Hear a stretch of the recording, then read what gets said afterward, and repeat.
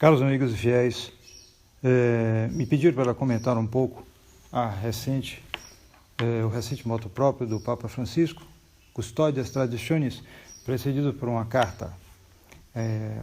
Então, a primeira coisa que se deve observar nisso é que, para bem criticar este moto próprio, é preciso compreender o moto próprio anterior, que foi abrogado por este, ou seja, o motu próprio Summorum Pontificum. Na própria carta, que é muito interessante, que precede, porque revela bem as coisas, o Papa Francisco diz que o motu próprio Summorum Pontificum reconheceu plenamente o missal promulgado por Paulo VI como sendo a expressão ordinária da lex orandi da Igreja Católica no rito latino. Então, todos aqueles que aceitaram o Summorum Pontificum e entraram nesse caminho, o caminho do acordismo, eles implicitamente, e às vezes mesmo explicitamente, reconhecem o missal de Paulo VI como expressão ordinária da lex orandi da Igreja Católica de rito latino. E isso vai de encontro diretamente ao que é dito por um dos documentos mais importantes, uma das obras mais importantes que começou justamente a resistência à missa de Paulo VI, já antes dela ser promulgada, que foi o prefácio da carta a Paulo VI dos cardeais Ottaviani e Batti. Isso ficou conhecido como o breve exame crítico do novo Ordo Missa. Nesse prefácio, os cardeais diziam o seguinte: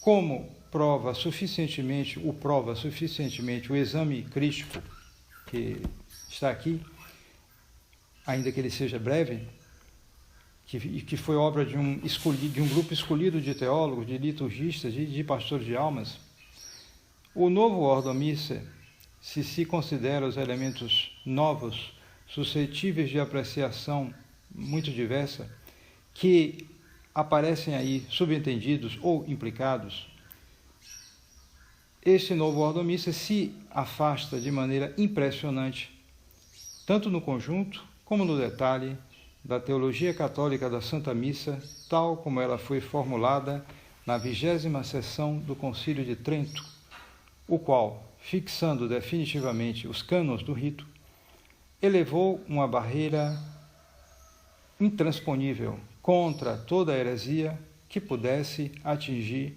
a integridade do mistério. Então, o Summorum Pontífico ia de encontro diretamente a isto. Portanto, aqueles que seguiram esse caminho do acordismo, da oficialização da missa de Paulo VI como rito ordinário da Igreja Latina, enquanto ficava o rito da missa de sempre como rito extraordinário da missa latina, esses, por assim dizer, pegaram um caminho equívoco. Eles entraram numa canoa furada. E agora, anos depois, essa canoa afunda. E os efeitos são muito tristes, né? Nós temos, por assim dizer, a tradição dividida. Temos uma parte que ficou fiel, que seguiu o combate de Monsieur Lefebvre, Monsieur Lefebvre, que dizia,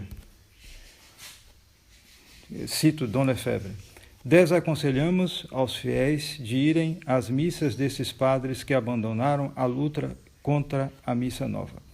É de se pensar que um dia esses padres se vejam obrigados pelo seu bispo a celebrarem também a missa nova, a aceitar a comunhão na mão ou rezar a missa voltado para o povo. Monsieur Lefebvre, então, já antes mesmo de Summorum Pontífico, porque começou isso com ainda Monsieur Lefebvre vivo, com um indulto, depois veio o motu próprio, Ecclesia Dei Afflicta, depois das sagrações de Monsieur Lefebvre, e se aperfeiçoou, digamos assim, com a Summorum Pontífico. Mas Monsieur Lefebvre já apontava o perigo. O perigo de se tomar um caminho equivocado, né? É preciso saber as razões do nosso combate. Monsieur Lefebvre, como um homem providencial para a época, ele diagnosticou bem a situação, chamando a crise da igreja de golpe de mestre de Satanás. O golpe, então, é de mestre, é um golpe de Satanás. Então, e o golpe, quem é afligido por esse golpe? É a igreja. A igreja não é só a missa. A missa é um aspecto desse problema, mas ele não é o único aspecto. É a igreja que é afligida por este golpe. E ele descrevia este golpe com as seguintes palavras: os princípios da revolução entrando na igreja pelas autoridades da igreja. E com isso nós temos um resumo da situação. São autoridades, eles não perderam a autoridade.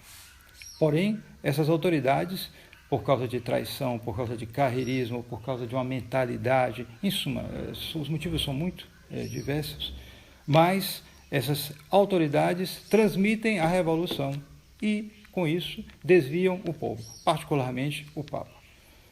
Feriu o pastor e as ovelhas se dispersam.